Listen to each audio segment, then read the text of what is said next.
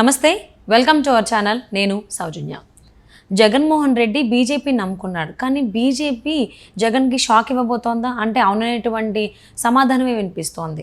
So ఎందుకోనంటే ఫిబ్రవరి మొదటి వారంలో పవన్ కళ్యాణ్కి పిలుపు వచ్చింది, అలాగే రెండో వారంలో చంద్రబాబు గారికి పిలుపు వచ్చింది. ఎందుకు, ఏమైండొచ్చు, బీజేపీ ఏం ప్లాన్ చేస్తోంది, ఈ అంశానికి సంబంధించి మనతో మాట్లాడడానికి, వారి విశ్లేషణని మనతో పంచుకోవడానికి ఈరోజు మనతో పాటు ఉన్నారు సీనియర్ జర్నలిస్ట్ డివిఎస్ గారు ఉన్నారు. వారితో మాట్లాడదాం. నమస్తే అండి. నమస్తే. జగన్మోహన్ రెడ్డి మొదటి నుంచి పాపం నమ్ముకున్నాడు, ఇప్పుడు అవన్నీ అమ్ముకోవాల్సి వస్తుందా అన్నట్టుగా అనిపిస్తోంది పాపం జగన్మోహన్ రెడ్డిని చూస్తుంటే. బీజేపీని నమ్ముకున్నాడు, కానీ ఇప్పుడు బీజేపీ జగన్మోహన్ రెడ్డి పక్కన పెట్టబోతోందా, లేదా పెట్టేసిందా, పెట్టుతూ ఉందా అనేటువంటిది అనిపిస్తూ ఉంది. ఎందుకు అని అంటే పవన్ కళ్యాణ్ పిలిచారు, ఎందుకంటే ఆల్రెడీ మనందరికీ తెలిసిందే పొత్తులో ఉన్నారు కాబట్టి పవన్ కళ్యాణ్ పిలిచారు, వాళ్ళు వెళ్ళి కలుస్తారు హస్తినికి వెళ్ళి. కానీ ఇక్కడ చంద్రబాబు గారికి ఎందుకు పిలుపు వచ్చింది హస్తిన నుంచి? పొత్తులో లేరు, ఉండము అని చెప్పేసి ఆల్రెడీ చంద్రబాబు చెప్పారు. అయినా కానీ చంద్రబాబుని ఏ ఉద్దేశంతో పిలిచి ఉండొచ్చు, అంటే కారణాలు ఏమై ఉండొచ్చు?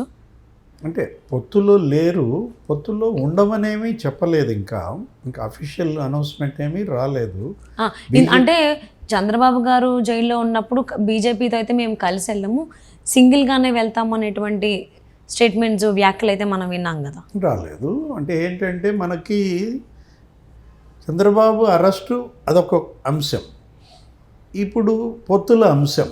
దీనిలో ఏంటంటే మనం ఆంధ్రప్రదేశ్లో పొత్తులను ఎలా చూడాలంటే ఒక ట్రయాంగులర్ లవ్ స్టోరీ నడుస్తుంది. ఇది పాత సినిమాల్లో మనకు అక్కినేని నాగేశ్వరరావు, జగ్గయ్య, సావిత్రి ఉండేవాళ్ళు. నాగేశ్వరరావు సావిత్రిని ప్రేమించేవాడు, జగ్గయ్య మళ్ళీ ఇటు ప్రేమించేవాడు, ఇట్లా త్రిముఖ ప్రేమలాగా ఉండేది. సేమ్ అదే ఎపిసోడ్ ఇక్కడ ఏం నడుస్తోంది? తెలుగుదేశం మిత్రపక్షం జనసేన, జనసేన మిత్రపక్షం బీజేపీ. ఇప్పుడు ఈ మూడు కలిసి పొత్తు అవుతాయా అనే దాంట్లో తెలుగుదేశంకి బీజేపీకి ఇంకా లైన్ క్లియర్ అవ్వాల. ఇప్పుడు రాబోయే ఎన్నికల వ్యూహం ఎలా ఉంటుంది అనే దాంట్లో పవన్ కళ్యాణ్ తెలుగుదేశం బీజేపీకి కూడా పొత్తు పెట్టాలి అని ఆయన తీవ్ర ప్రయత్నాలు చేస్తున్నట్టుగా మనం చూసాం గత కొన్ని రోజులుగా, కొన్ని నెలలుగా. కానీ ఈ గ్యాప్ నడుస్తూనే ఉంది. ఏది, కొంతమంది బీజేపీ పెద్దలు ఏమన్నారు, పొత్తు పెట్టుకోవాలనుకునే పార్టీ మా పెద్దల్ని సంప్రదించాలి అన్నారు. అంటే వాళ్ళ ఉద్దేశం ఏంటి? థర్డ్ పార్టీ జనసేన, పవన్ కళ్యాణ్ కాదు, తెలుగుదేశం నుంచే ఆ పిలుపు బీజేపీ పెద్దలకు చేరాలనే ఆలోచన బీజేపీ కొంతమంది రాష్ట్ర నాయకులు మాట్లాడారు.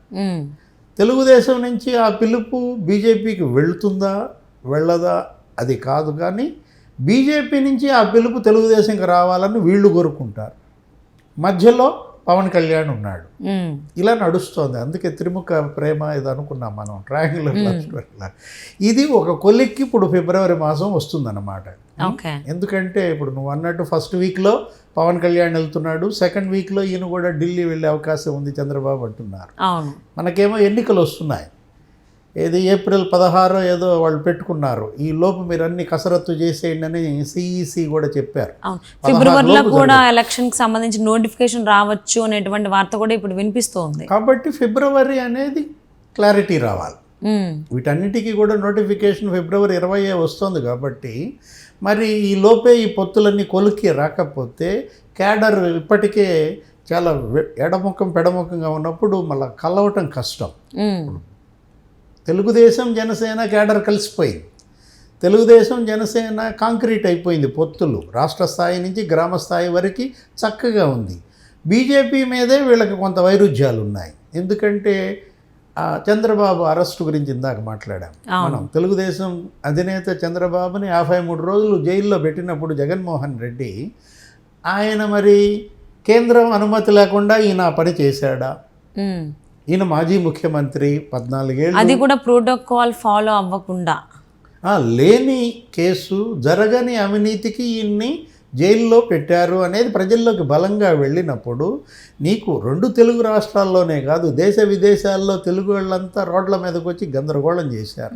ఇక్కడ హైదరాబాద్లో కూడా చూసాం, ఇది సిబిఎన్ విత్ మెట్రో అని చెప్పి ఆ గచ్చిబౌలిలో పెద్ద పెద్ద మీటింగ్స్, దాని మీదే కదా కేటీఆర్ కూడా కామెంట్స్ చేస్తే అది కాస్త బీఆర్ఎస్కి వ్యతిరేకమైంది.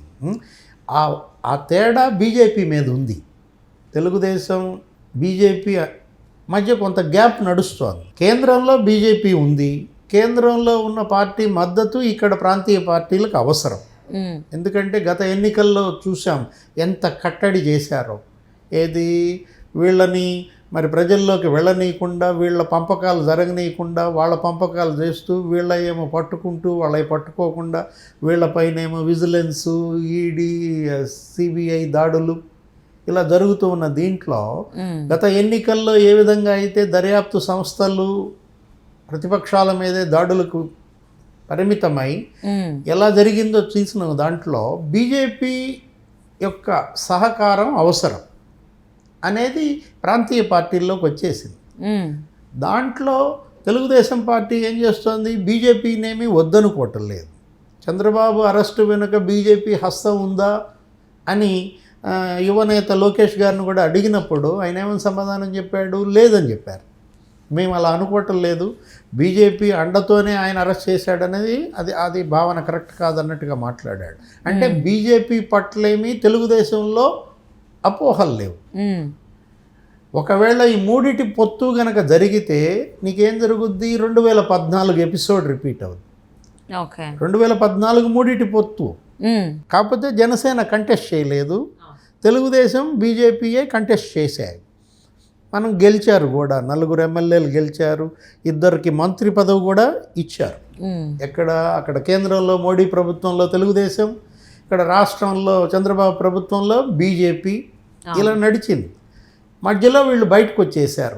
పొత్తు కాస్త జగన్మోహన్ రెడ్డి సవాల్ చేసేసరికి దమ్ముంటే బయటికి రండి, ప్రత్యేక హోదా కోసం మీకు నిజంగా చిత్తశుద్ధి ఉంటే కేంద్రంలో నుంచి మీ మంత్రులను ఉపసంహరించండి, ఇలాంటి జగన్ ప్లాన్కి ట్రాప్లో పడింది తెలుగుదేశం, బయటకు వచ్చేసారు.